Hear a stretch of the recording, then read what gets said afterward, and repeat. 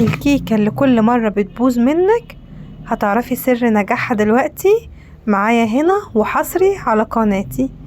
يلا بينا نبتدي ونخش في المكونات على طول. انا معايا هنا 3 بيضات بدرجة حرارة الغرفة، وطبعا عشان الكيكة تطلع ناجحة معاكي لازم البيض بتاعك يكون بدرجة حرارة الغرفة، وكمان مش البيض بس، لازم كل المكونات معاكي تكون بدرجة حرارة الغرفة. انا هنا ضفت 3 بيضات وكوب سكر، كوباية سكر كده انا ضفت كوباية سكر. وطبعا برضو عشان الكيكة تطلع معاكي مظبوطة وقوامها زي ما شفتيها كده اول مرة، لازم الكوباية المعيارية تكون كلها واحدة. حطينا كوب سكر، طبعا السكر حسب الرغبة. هنا ده كيس فانيليا ضربتهم في الخلاط. كوباية برتقان، طبعا احنا قلنا الكوباية واحدة ما بنغيرهاش. كوباية برتقان ضربتهم في الخلاط. حطيت كوباية لربع، نفس الكوباية كوباية لربع زيت، تضربيهم في الخلاط.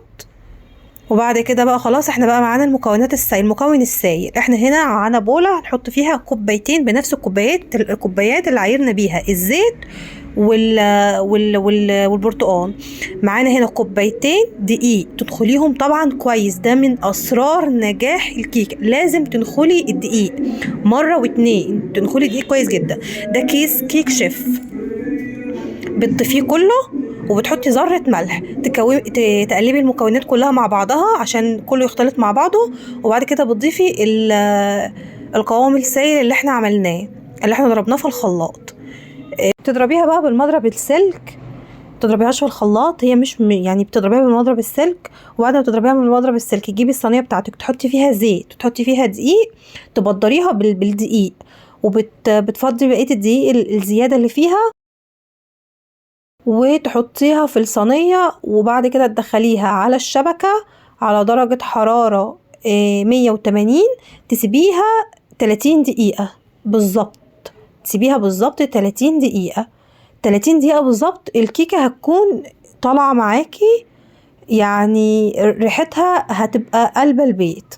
هي 30 دقيقة مش اكتر من كده. تسيبيها معاكي تعدي كده، تشوفي اول ما تدخليها الفرن تشوفي الوقت. بعد 30 دقيقة بالظبط تطفي الفرن عليها وتطلعيها. بصوا قوام الكيكة معايا عامل ازاي.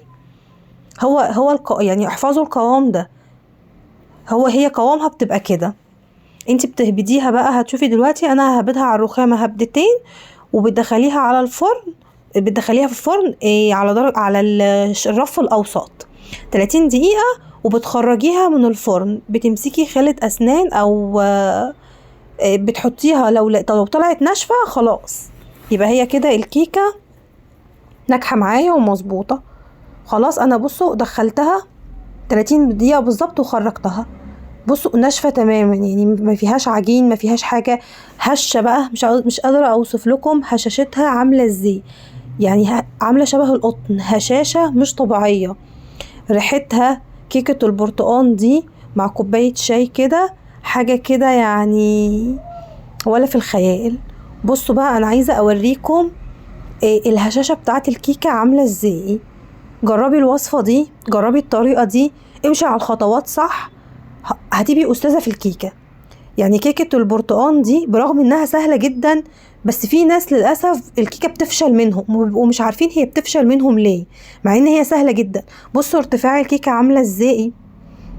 الهشاشة بقى مش طبيعية، الهشاشة والله مش طبيعية.